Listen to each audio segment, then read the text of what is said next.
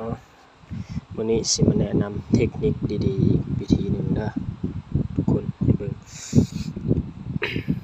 ขอโทษเด้ออันนี้ถ่ายกลางคืนเนี่ยในใต้โคมถ่ายนะหลายคนเจอปัญหานี่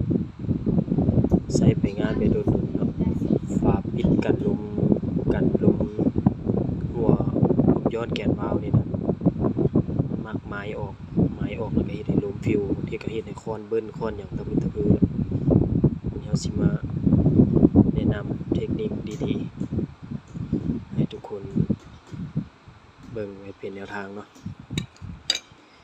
ก็วิธีแก้ก็คือตาบเกี่ยวเนาะนี่